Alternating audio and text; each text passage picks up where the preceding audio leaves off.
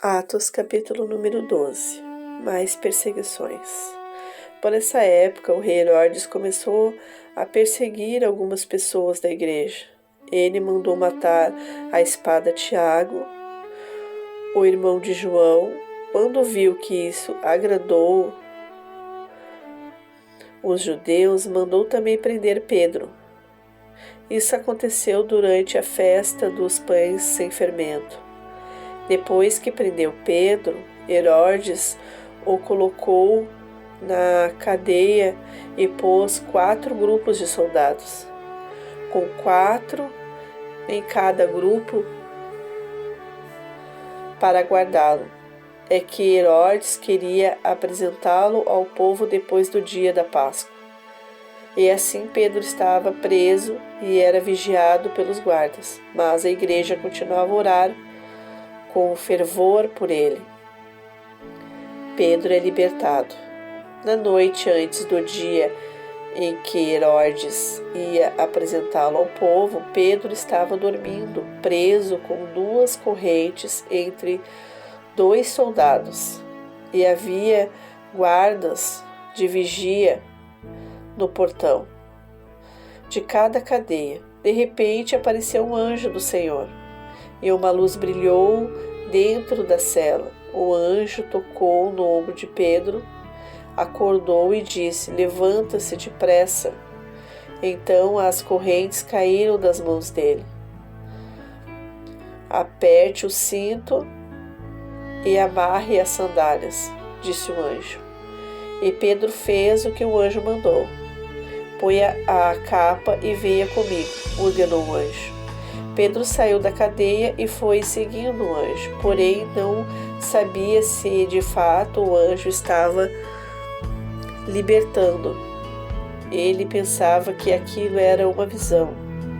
Eles passaram pelo primeiro e pelo segundo posto de guarda e chegaram ao portão de ferro que dava para a rua. O portão se abriu sozinho e eles saíram, andaram por uma rua e de repente o anjo foi embora.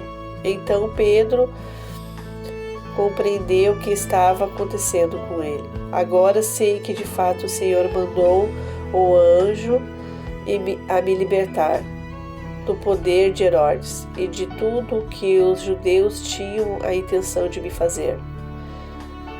Quando Pedro entendeu o que havia acontecido, foi para a casa de Maria, a mãe de João Marcos.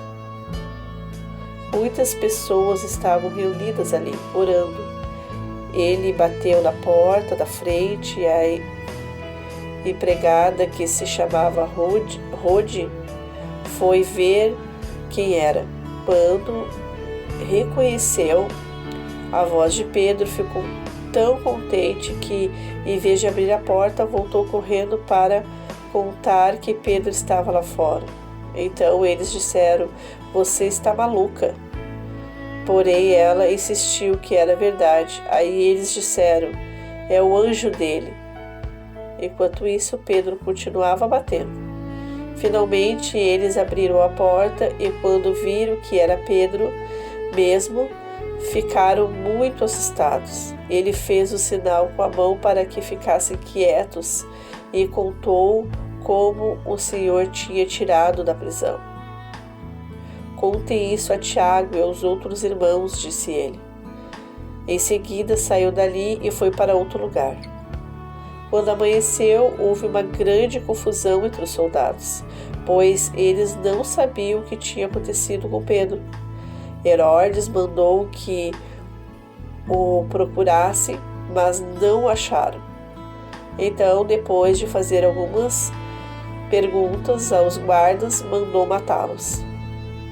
Depois disso, Herodes saiu da região da Judéia e ficou algum tempo na cidade de Cesareia. A morte de Herodes. O rei Herodes estava com muita raiva dos moradores da cidade de Tiro e de Sidom. Então eles formaram um grupo e foram falar com Herodes. Primeiro conseguiram o apoio de Blasto, que era o alto funcionário do palácio. Aí pediram ao rei Herodes que fizessem as pazes com eles, pois os alimentos que a região dele recebia vinham do país do rei.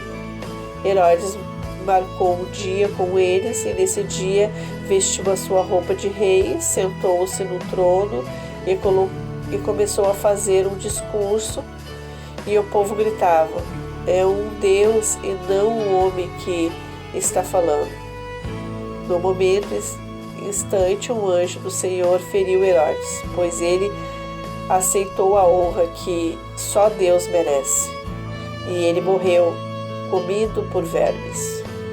Porém, a palavra de Deus era anunciada em toda parte e ia se espalhando. Barnabé e Saulo terminaram o seu trabalho e voltaram de Jerusalém trazendo João Marcos consigo.